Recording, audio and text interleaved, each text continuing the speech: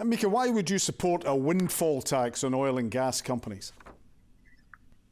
So we're in favour of a windfall tax because the gas price crisis that is pushing millions of households into further and further into poverty is seen by BP as a bonanza. They're walking away with billions and billions of pounds in excess profit that is directly a result of householders, people like me, like you, the millions of people watching, all having their energy bills hiked by £700 per home. That profit can easily be returned and used to reduce the massive bills that people are facing, to help manage the costs, prevent millions more people being pushed into fuel poverty, and the suffering where people are having to choose whether to heat or to eat.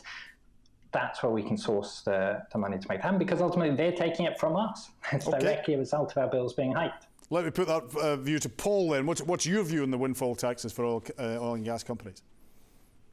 Yeah, I think Mika makes an excellent point. Absolutely, the cost of living crisis is a massively problem here and now. But there's a balance, because the climate emergency hasn't gone away.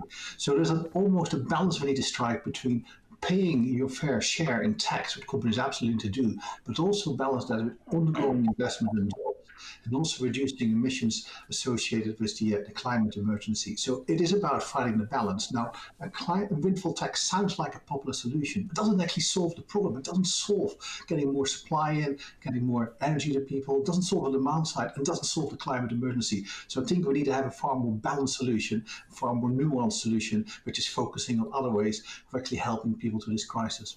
So Mika, in particular, the point about helping investment to reduce carbon output and all the rest of it, what would you say to that? I mean, that would be lovely if the oil companies were taking a balanced approach to dealing with the climate emergency. We all know who's been driving that climate catastrophe that we face. It's the oil companies who've been extracting for many, many years. Now, do you think that as of tomorrow, they will suddenly change that behavior? Their primary job is to return wealth to their shareholders. Yes, they're investing bits and pieces into the climate emergency, but a fraction of what we need to see.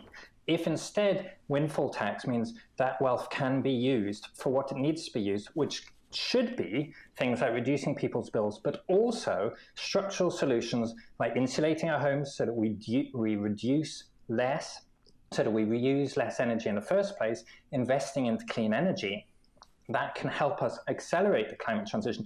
But why should BP and Shell's decisions on where to put that money be determining both our safe climate future and whether people have access to affordable energy?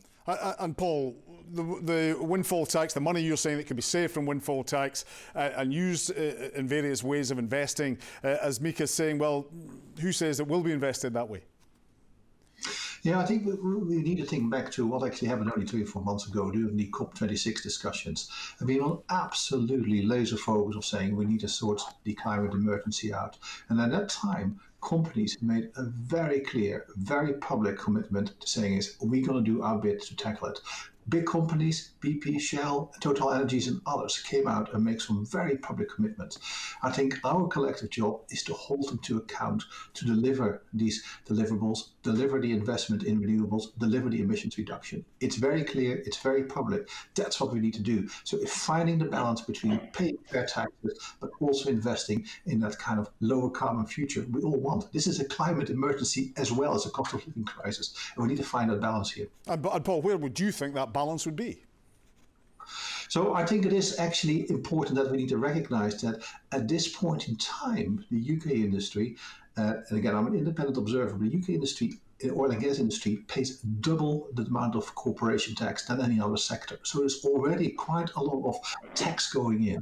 And I think it's very important saying is, okay, looking at the tax, how is that money being used for general purpose? And that's for the UK government and chancellor to do. But the free cash flow is about investing in the renewable sector, in driving new supply and driving lower cost energy to the consumer. Mika, you're clearly disagreeing. This is a common myth that we're told from the oil industry that they pay more tax. They pay more tax, than a business on the high street.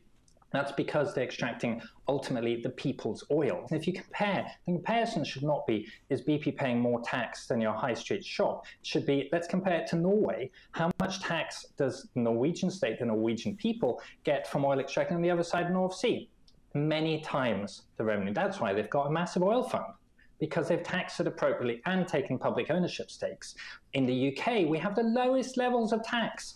That's why the oil companies are walking away with excessive profit. In fact, in recent years, we've been transferring money. BP has had £500 million in net transfers from the public to BP. Yes, we need to invest into climate infrastructure. That's absolutely essential.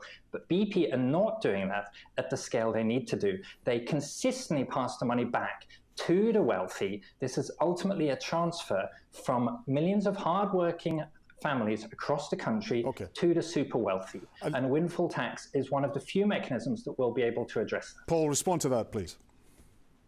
Yeah, I mean, again, back to the balance here. If you look at the big companies, the BPs and the Shells of the world, only about 5 or 6% of their global production is in the UK. So we look at profits. These are huge companies making global profits. So we can't just say as all the global profit needs to account back to the UK. That is not realistic.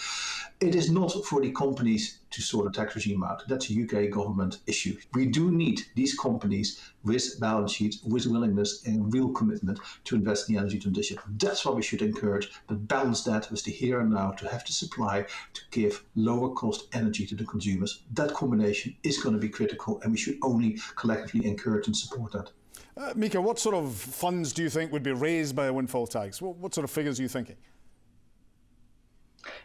So the various costings have been done by existing political parties have gone from 1.5 billion to 5 billion and up. Obviously, those were developed before the mega profits that we've just seen.